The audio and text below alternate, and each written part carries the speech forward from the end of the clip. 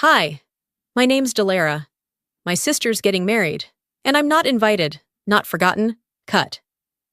After everything I did for her, they said, it's just a wedding. So I booked a trip, alone, to Tulum. Then the wedding fell apart. The groom walked out, the family panicked, and suddenly, I was the one they needed again. But where was that energy when they erased me from the guest list? What happens when the person they always counted on stops answering the phone? And what happens when silence is no longer weakness, but a decision? I was sipping lukewarm coffee in my tiny kitchen when the notification popped up on my phone. Just a quick ding, barely louder than the hum of the refrigerator. I almost didn't check, but my thumb moved anyway. It was a message from Marcy. My heart didn't drop, not yet. I was still in that stage where you think good news might be waiting. Some sort of update, maybe an invite, maybe even an apology about how busy she'd been. I tapped it open. We had to make some tough cuts. Hope you understand. Love you. I stared at the screen, like the words might rearrange themselves if I gave them enough time. Like maybe my name was still on the list, and this was some kind of mistake. Some text meant for someone else. But it wasn't. I read it again, then again. Each time it got colder. Not invited, not needed, just cut. The next minute felt oddly silent. I couldn't hear the street outside, couldn't even hear myself breathing. The coffee sat in my hand, untouched, cooling further, like everything else. I didn't cry. That was the oddest part. There wasn't shock, not exactly. Just a spreading kind of numb. I pulled up my photo gallery, almost by instinct. Marcy and I as kids, sitting on the floor of our grandma's living room building forts out of sofa cushions. High school prom, where I'd done her makeup because she was too nervous her hands would shake. The night she showed up at my door after her breakup, sobbing, holding nothing but a garbage bag of her stuff and a broken heart. I had been there. When her lease fell through, it was me who took her in. When she couldn't make rent, it was me wiring her money from the little I had. Not for credit, not for thank yous. Just because that's what sisters do. Or so I thought. I put down the phone, finally, walked to the window and looked out without really seeing. The street hadn't changed. The neighbors were still doing yard work. The world hadn't noticed that I'd been deleted. But I had. It took me half an hour to decide to call Mom. She picked up on the second ring. Hey, sweetheart, she said, voice light, like it was just another Tuesday. I got a message from Marcy, I said, not wasting time. There was a pause. Tiny, but just long enough. She says the guest list is finalized, and I'm not on it. Another pause. Then came the sigh. That damn sigh. Honey, she said gently, it's just a wedding. Don't make it a big deal. Just a wedding. Just. Mom, I said, keeping my voice level. I'm her only sister. She made a tisk noise, like I was being dramatic. You know how these things go. Tight budgets. Venues have capacity limits. I'm sure it wasn't personal. But it was personal. I'd seen the Instagram story, one of Marcy's bridesmaids gushing over the 200 guests she'd just RSVP'd for. I sat down at the kitchen table. My hands were steady, surprisingly so. But inside, something cracked. And it wasn't going to glue itself back together this time. You knew, I said. Not a question. Mom didn't deny it, just sighed again. Don't do this, Delara. It's just one day. No, it wasn't. It was every day I had shown up, every damn time I'd held her up, only to be invisible in the one moment she could have chosen to make me seen. I ended the call without saying goodbye. The apartment was too quiet. I didn't want music, didn't want a distraction. I just sat. Then, slowly, I stood and walked to my desk, opened my laptop. I wasn't sure what I was looking for, not replies, not explanations. I opened the browser, hovered over the travel tab. I typed in one word, escape. It autofilled to destinations, beaches, oceans, anywhere else. I clicked, not to run. Not yet. But I needed to remember there were places that didn't require an invitation, places where my name didn't need to be on someone's list. The script they kept rewriting, even if I bled to get my name in the margins. I didn't want to go, not really. But when Xenia casually mentioned Marcy's pre-wedding brunch was open to anyone who wanted to swing by, something in me shifted. Maybe it was stubbornness. Maybe I needed to prove to myself that I could still walk into a room full of people who had silently agreed I didn't matter, and not flinch. I arrived just after 10. Scottsdale was already warm, the kind of warmth that clings even before noon. I parked a few blocks away, partly because the lot was full, mostly because I didn't want to be seen pulling up. The venue was decorated with soft pinks, faux eucalyptus, and enough satin ribbons to choke a florist. As I stepped into the sunlit room, I didn't expect a parade, but the absence of any acknowledgement still cut. No one looked up. Not even a glance from the aunts I used to babysit for. They were too busy fussing over centerpieces and comparing retirement plans. Xenia gave me a brief nod from across the room, her face unreadable. I didn't head to the mimosa bar. I didn't need something bubbly to brace myself for what I already knew was coming. Against the far wall, they'd mounted a photo display. One of those Pinterest-inspired spreads with string lights and clothespins holding up glossy memories. Childhood birthdays, Halloween costumes, road trips, all curated to say, "Look how far she's come." I scanned the timeline. Dozens of moments frozen in time, but not one with me in them. The Thanksgiving in Tahoe? I planned that trip, booked the cabin, cooked the entire meal while Marcy cried over a guy who ghosted her 3 days before. There was a group shot from that weekend. I remember taking it, because no one else offered. And now, years later, it was framed and celebrated. Without me. I stood there longer than I meant to. Not stuck, just processing. It wasn't forgetfulness. This was precision. A clean cut. Xenia drifted toward me as I pretended to read the welcome sign by the entrance. "They printed the schedule," she said softly. "It's by the guest book table." I didn't want to look, but I did. The little folded cardstock menu listed everything from opening toasts to games with the bride. I skimmed until I found what I'd been quietly dreading.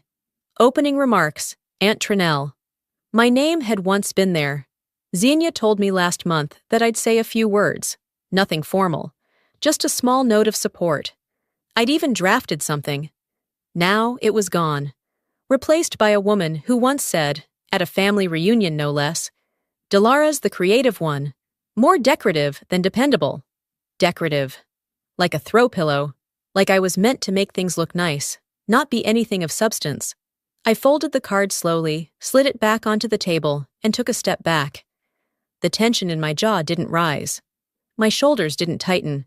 This wasn't a new wound, just salt in a very old one. I found a chair along the edge of the room and settled in. No one offered me coffee. No one asked why I was there. A cousin bumped my chair walking by and didn't stop or say anything. It was like I'd mastered invisibility. But not on purpose. Marcy came in a few minutes later. She looked good. Hair curled, dress expensive and simple. She waved at someone behind me. I didn't turn to see who. She never looked my way. Maybe she saw me. Maybe she didn't. But that was the thing. I was no longer interested in reading into every moment, searching for signs of care where none existed. Xenia approached again as a tray of mini quiches floated by, carried by a young woman in black slacks and tired shoes. "I don't know why they didn't include you," she whispered. I didn't look at her, just kept my gaze on the brunch table across the room. "Because," I said, "if I disappear quietly, it's easier for them to rewrite the story." She said nothing. A breeze from the air vent stirred a napkin off the table near us. I watched it flutter to the ground like a flag lowered after a battle no one admitted was lost. I stayed 15 more minutes. Not long enough to be polite, not short enough to be accused of bitterness. As I walked back out into the heat, the door clicked behind me, not loud, but final. This wasn't about being left out anymore. It was about realizing I'd never really been let in. And maybe, just maybe, they'll realize peace doesn't come free. Not when you've silenced the one who built it. I didn't hear from anyone for 2 days after the brunch. No calls, no texts, not even a "thanks for showing up" message from Xenia. I wasn't surprised. I think that's what hit the hardest. It didn't feel new. It felt expected. On the 3rd day, Xenia called. I let it go to voicemail. 10 minutes later, she texted. "Hey, they're short on hands for the rehearsal dinner setup. Marcy's freaking out. Would you mind coming by?" I stared at the screen. I could have said no. I should have. But the part of me that still tried to be decent, the part that hadn't fully learned the cost of saying yes to people who didn't see me, typed back, "Sure, what time?" I showed up before most of them did. Tables were still stacked, chairs half draped with white cloth. A few hired staff were rearranging centerpieces and taping down extension cords. I didn't expect a greeting, and I didn't get one. Xenia waved vaguely from across the room. Marcy wasn't there yet. I found the seating chart in a cardboard box labeled Final Printouts. I began organizing place cards, grouping them by table, laying them out neatly on a long side table near the windows. I was halfway through when one of Marcy's cousins, Bryce, maybe Brandon, I never kept them straight, walked up, handed me a silver tray of flutes, and said, "Hey, could you take these around?" He didn't ask. He didn't even glance at me long enough to register who I was. Just assumed. I took the tray. Because what else was I going to do? Create a scene? I walked the room like I was paid to be invisible. People smiled, took glasses, barely made eye contact. A woman in a red wrap dress stopped me. "Wow, you're really good at this. I didn't know Marcy hired professionals this year." "She didn't," I said, flat as drywall. She blinked, gave a polite "oh," and turned back to her conversation. I set the tray down on a sideboard and stepped outside to breathe. The heat was high but dry, the kind that makes your thoughts bake into something more solid. I leaned against the side of the building, staring at the asphalt like it might tell me what I was still doing there. Back inside, I noticed a thick guest list had been left inside the chart folder. I wasn't looking for it. It just caught my eye. It wasn't stapled, no cover sheet, just printed names, table numbers. A lot of them. I started skimming. Co-workers from 3 jobs ago, neighbors from our old cul-de-sac in Chandler. Some high school friend I hadn't heard from in years. A girl who once sold Marcy skincare products at the mall. And me? Not on it, not misspelled, not relocated, not a backup, just not there. It wasn't just that I wasn't invited. It was that they never even had to make the decision. I was never part of the conversation, never an option that had to be weighed. I placed the papers back neatly, smoothed the edges, then walked to the bathroom just so I could close a door and breathe. Inside the mirror's frame, I looked like someone who should have known better by now. Hair pulled back, sweat prickling at my temple, eyes sharper than they used to be. I didn't cry. I pulled out my phone. The flight search from earlier was still open. I hadn't closed the tab. This time, I typed Tulum. Packages, resorts, oceanfront, first-class upgrade, nonstop, Phoenix to Cancun. I didn't book yet. I just kept the window open, letting the idea settle. Back in the main hall, Marcy had arrived. She stood near the head table, smiling at guests like she belonged in a bridal magazine. Her laughter sounded too loud, a little too rehearsed. When she glanced in my direction, she looked past me. That was the moment I knew. They'd written a story, one where I didn't exist, and no matter how many times I showed up, I wasn't part of the plot. I was a crew member, not cast. I left the room quietly. No scene, no sound. At my car, I didn't start the engine right away. Instead, I opened notes on my phone, typed one sentence. Apparently, some guest lists are allergic to memory. I didn't post it, not yet, but it sat there, waiting, just like I had for too long. This time, I won't just walk out. I'll walk into something better, without turning around.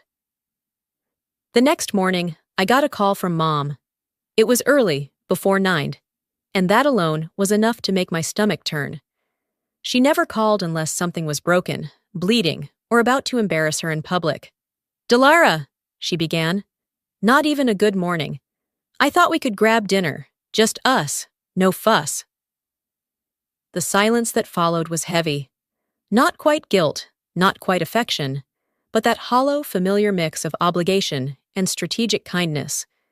I said yes, not because I wanted reconciliation. I just wanted the record straight, at least once. We met at a small restaurant near the art district, the kind of place with soft jazz overhead and waiters too young to know when a smile is forced. She was already seated when I arrived, sipping from a water glass, her phone face down like it was some kind of grand gesture.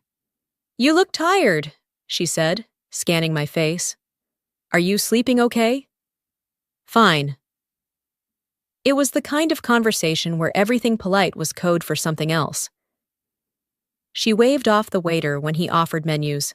"Let's just talk for a bit first." And then, as if reading from a cue card, she said, "I wanted to say thank you." I blinked. She continued, "For what you did for Marcy last year, helping her get back on her feet. We wouldn't have been able to book the venue so early without that." I tilted my head, slowly. "Excuse me?" She took another sip, avoiding my eyes. "The money, that transfer you sent her when she lost her job, it really saved us." My stomach dropped in that quiet, controlled way that doesn't look like drama, but feels like betrayal. The deposit, the down payment, the foundation of the wedding came from me, and not a word of that had ever been said aloud. Not in Marcy's thank you speech, not in the planning emails, not even in the tough cuts text. I pushed my fork gently across the tablecloth. "So the wedding is partly funded by the person not invited to it." She gave a weak chuckle, the kind that people use when they realize they're cornered. "It's complicated, honey. You know how things go." "Yeah," I said. "I do." We finished the meal in quiet snippets. Nothing warm, nothing hostile. Just two people carefully walking around the same wound, pretending not to see it bleeding on the floor. As we left the restaurant, the humidity clung to my skin like something I couldn't rinse off. And of course, as if fate was feeling cruel, we ran into Aunt Trinell outside the front doors. "Well, look who finally came to something," she quipped, her perfume trailing a step ahead of her. I smiled tightly. "Evening." She turned to Mom, ignoring me. We were all wondering what she'd show up for. Not like she's on the program or anything. Mom let out one of those half laughs, the kind you use when you know someone's being rude, but you're too spineless to stop it. Trinell wasn't finished. "No offense, Delara. You're just not really the centerpiece type." I stared at her, then at my mother, who still hadn't spoken. Then I said it. Calm, even. "That's funny," I said, "since I'm the one who paid for the table you'll all be sitting at." Trinell blinked. Mom opened her mouth, probably to smooth it over, but I raised a hand. "No," I said. "I'm not asking for applause. I'm just telling you both. This is the last moment you'll ever be able to pretend I wasn't part of all of this." Mom shook her head, her voice flat. "That's not what she meant." I know exactly what she meant. I always have. And I've always stayed quiet so the rest of you could be comfortable, but not anymore. Neither of them responded. And that silence? It wasn't discomfort. It was confirmation. By the time I got back to my car, my heart wasn't racing. I wasn't even angry anymore. I opened my notes app. You can't buy a seat at a table that was never meant to face you. I stared at the line, then copied it, and pasted it into a browser search bar, just to feel like I was taking one small action toward leaving. Then I booked the flight. Tulum, 5 nights, ocean view, solo. This time, it wasn't about getting away. It was about refusing to pay for a front row seat to my own erasure. I left my house before sunrise. The flight wasn't until noon, but I needed space. Space between the silence at that dinner table and the life I still hadn't figured out how to claim. I packed light. Just a carry-on, a tote, and my piece. I didn't leave a note. I didn't owe them one. At the gate, I ordered a coffee I wouldn't finish and sat by the window, letting the low buzz of the terminal drown out my thoughts. I took out my phone, opened my photo gallery, and picked a picture from the first-class lounge. Legs up, cocktail glass on the table, a sliver of runway in the background. I added a caption, "Got excluded, guess I'll survive." Posted, no tags, no filters, no hashtags. I switched my phone to airplane mode and tucked it away. That post wasn't meant for replies. It was a statement. Not about the wedding, about me. They didn't know it yet, but I had just rewritten the opening line to my side of the story. The plane boarded on time. Window seat 2A. No one next to me. The champagne came before takeoff. I sipped slowly, watching the city shrink beneath the clouds. I didn't look back. There was nothing left to see behind me. Halfway through the flight, I turned my phone on for a moment, just long enough to check the notifications. There were over 40, not likes, comments, screenshots, shares. A few cousins sent laughing emojis. One of my aunts, the only one I still respected, replied, "Good for you, finally." Xenia had seen it. That little read timestamp sat beside her name like a fingerprint. No comment, no message, just seen. Funny thing about silence. When you're used to it, you stop expecting sound, but you notice who stays quiet when it would have cost them nothing to speak. I turned the phone back off. When we landed in Cancun, the heat met me like an open hand. Not striking, but warm and full. A driver held a sign with my last name. "Ms. Reza," he said, holding the door. For once, someone got the name right and didn't ask how to pronounce it. The resort wasn't extravagant, but it was mine. The lobby opened wide into a courtyard with vines hanging over white stucco walls. They handed me a cool towel, a fresh glass of sparkling water with lime, and a key card to a room with an ocean view. As I stepped into the suite, I paused. It was quiet. Not like my apartment quiet, not lonely.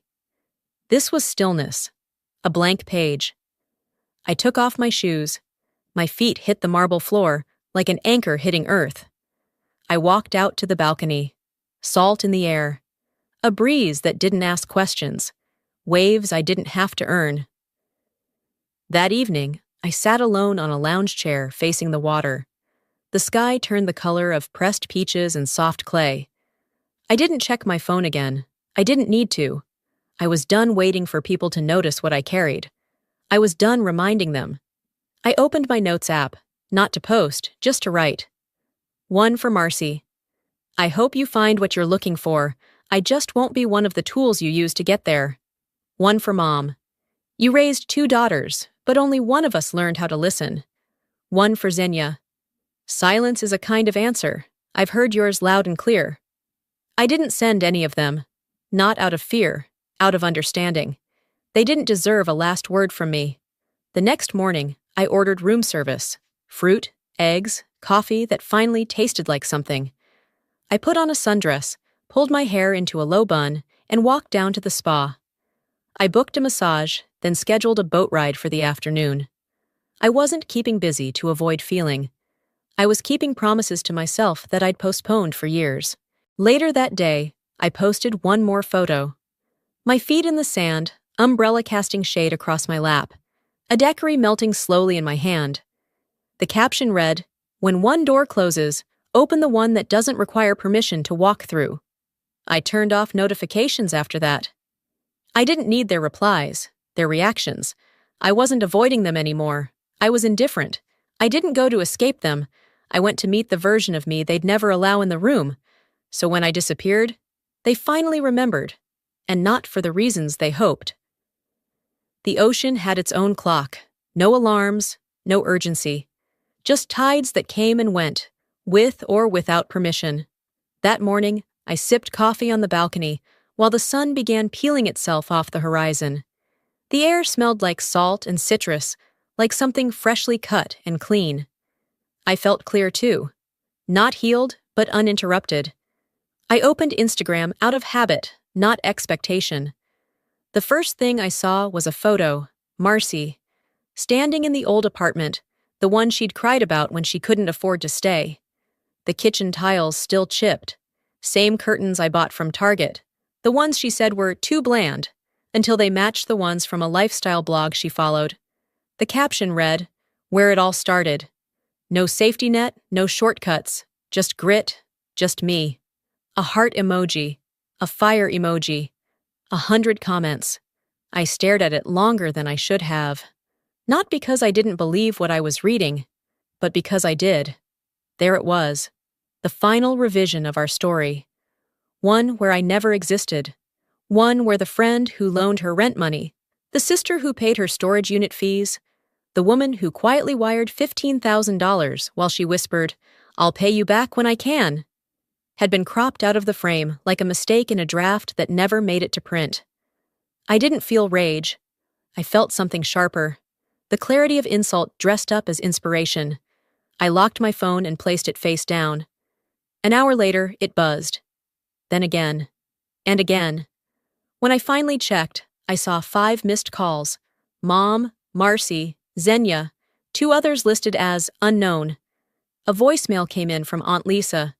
"Sweetheart, I don't know where you are, but Emily's a mess. The rehearsal dinner's a disaster. She won't stop crying. People are talking." I played it once.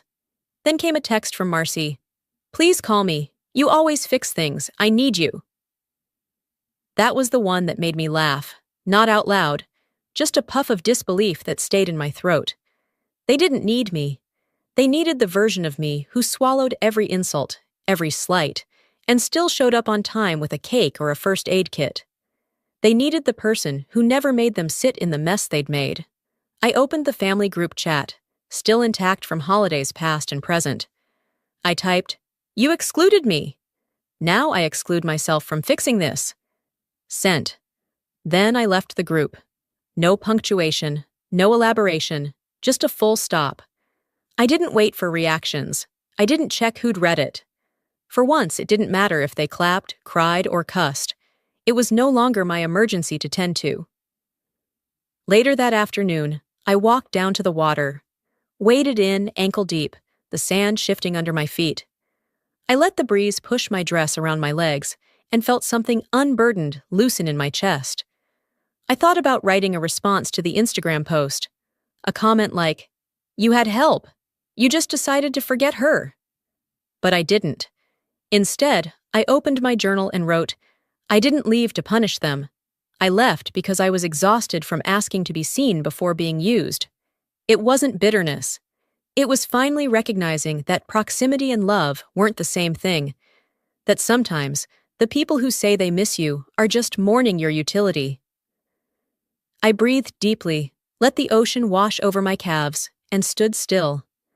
The resort staff waved from the shoreline as they prepped for the evening beach dinner. One of them motioned toward the excursion desk, and I smiled, nodding. I'd booked a snorkeling trip for the next morning. A first. That evening, Xenia called. I didn't answer. No guilt, no weight, just choice.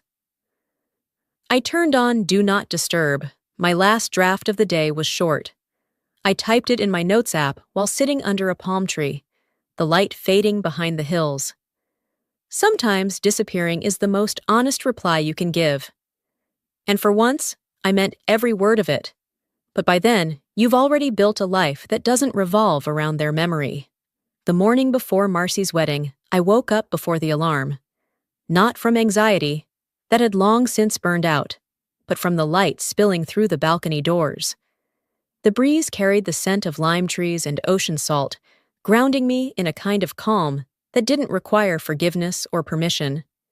I stretched, wandered over to the small patio table, and opened my phone. I wasn't expecting peace, but I wasn't bracing for anything either, just checking the world like someone skimming headlines they're no longer part of. And there it was. A message from Marcy, time-stamped 6:42 a.m. "Hey, can I have the necklace back? It belonged to Grandma. I want to wear it tomorrow." No, please. No, hope you're well. Not even a hello. The necklace wasn't our grandmother's. It wasn't a family heirloom. It was something I bought during the year Marcy could barely afford groceries, the year she stayed in my guest room and called herself a burden between sobs. I had saved up for that piece, not because she needed jewelry, but because I thought it might make her feel worth something again. I stared at the message. It wasn't about the necklace, it was about control.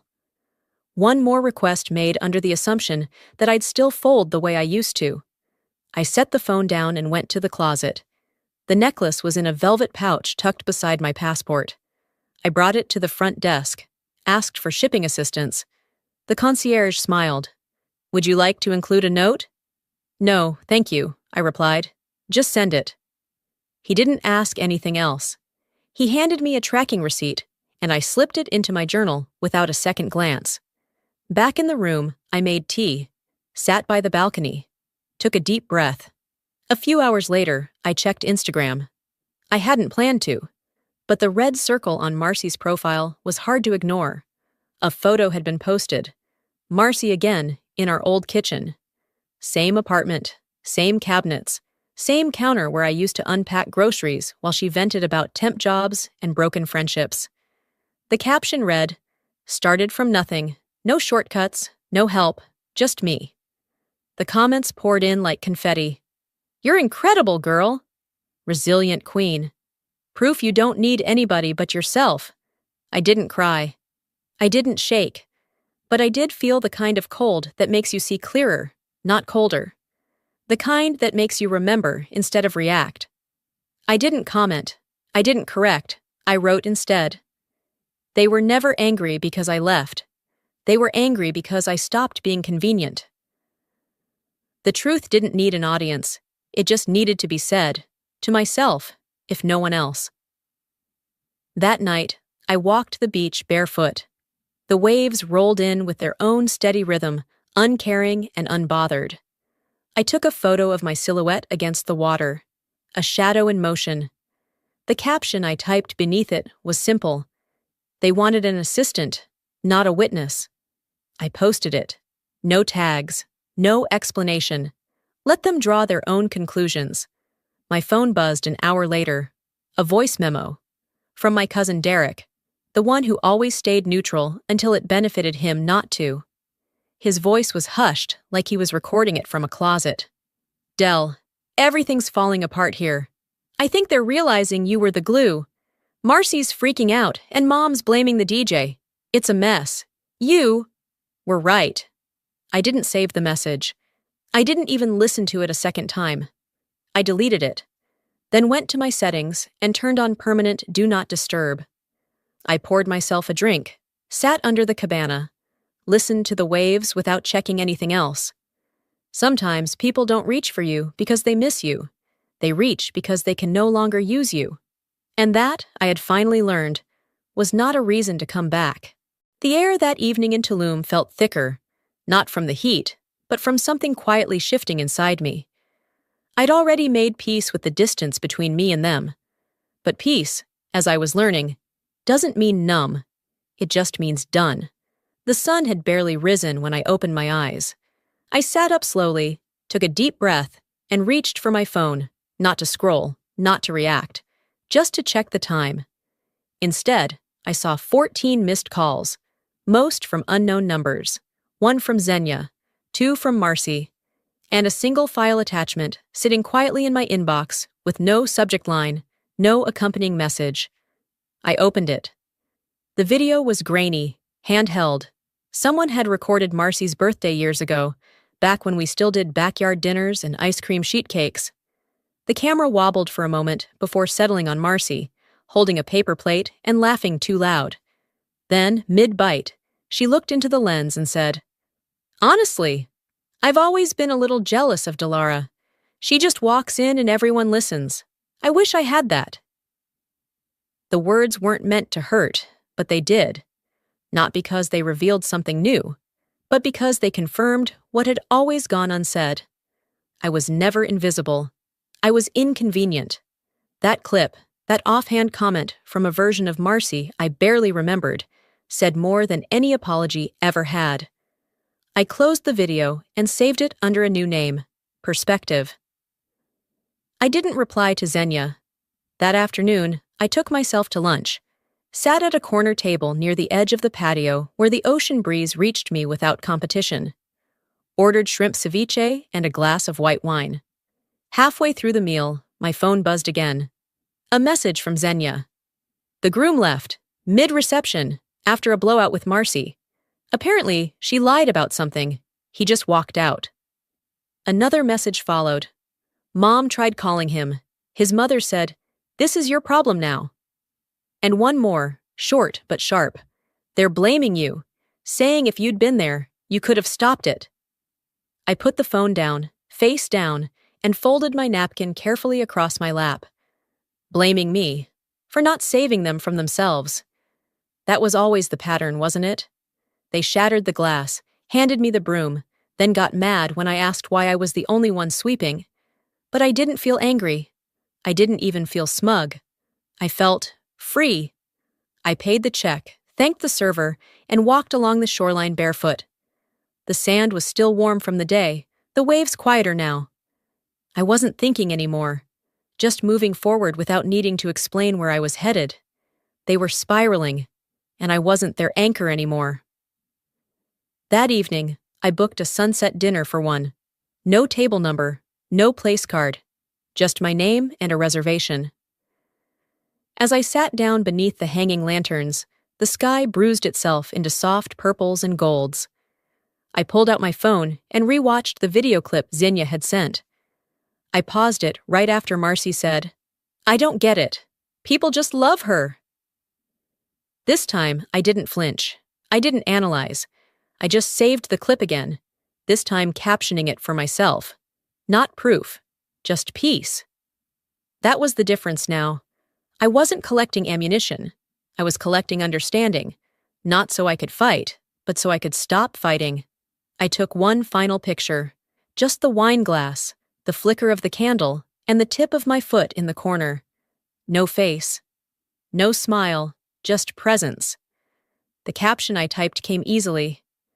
I didn't ruin anything. I just stopped pretending I didn't see it falling apart. I posted it and turned the screen dark. Later, back in my suite, I packed slowly. The flight wasn't until morning, but I folded each item with care, as if honoring the space it once held. I wasn't returning to anything. I was arriving at something, and for once, I didn't feel the need to tell anyone what that was. I left the curtains open that last morning. The ocean was quieter, the light softer, as if even the sun understood I didn't need grand gestures. Just space, just a clean edge to close this chapter against. No new texts, no calls, no pinging notifications from people who had once demanded immediate access to every inch of me. Silence, but not the heavy kind. This one felt like my own voice coming back. I made coffee in the room, barefoot on tile, my bag already zipped and sitting by the door. My flight was in 6 hours. I still had time. But there was no urgency, no last-minute backpedaling, no what-ifs circling in my chest. I didn't check Instagram until I finished breakfast. Xenia had sent one final message.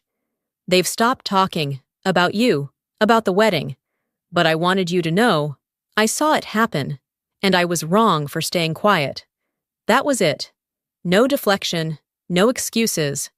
I didn't respond. But I didn't delete it either. Some messages don't ask for forgiveness. They offer clarity. And that was enough. Around noon, while sipping the last of my coffee on the terrace, I noticed a tagged post trending. I tapped it open. Marcy, in a carefully edited photo. Her hair perfectly curled, standing in front of a bare arch at what looked like a last-minute private reception. The caption read, "We thank everyone who stood by us. Every family has its challenges. Please respect our privacy moving forward." The comments were the opposite of respectful.